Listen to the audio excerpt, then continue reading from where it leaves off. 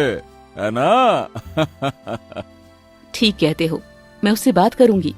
लेकिन हमारी बेटी इतनी भाग्यशाली है, उसका जीवन किसी राजकुमारी जैसा है, उसका वर भी ऐसा ही होना चाहिए। इसी बीच सुलेखा वहां आ पहुंची। उसकी आंखों में जंगल की ताजगी और चेहरे पर मासूम मुस्कान थी।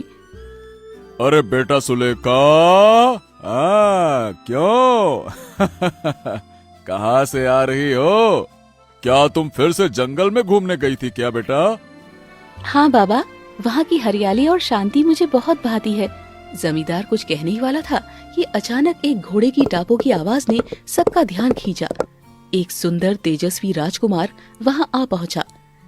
जमींदार साहब, प्रणाम प्रणाम।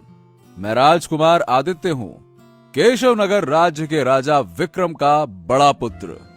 जमींदार ने आदित्य को देखते ही पहचान लिया।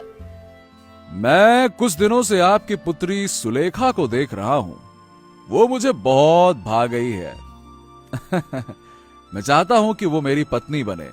राजकुमार की बात सुनकर जमींदार और अर्चना के चेहरे पर प्रसन्नता छा गई।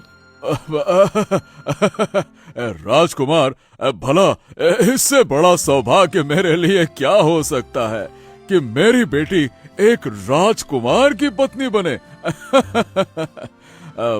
मैं तो इस विवाह के लिए अपनी सहमति देता हूँ। हाँ।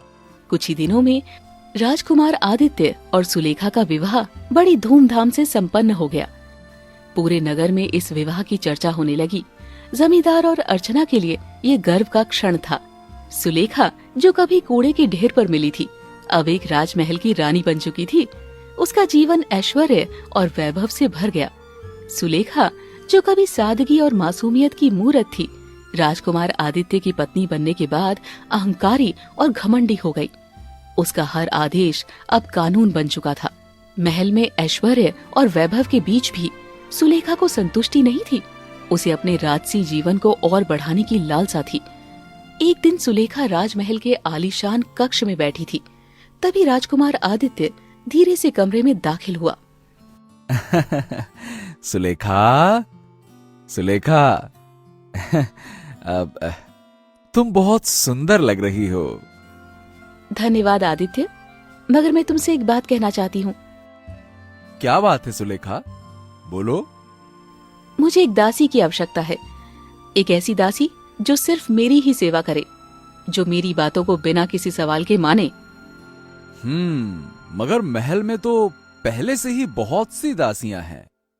मुझे कोई पुरानी दासी नहीं चाहिए आदित्य। मुझे अपनी ही उम्र की एक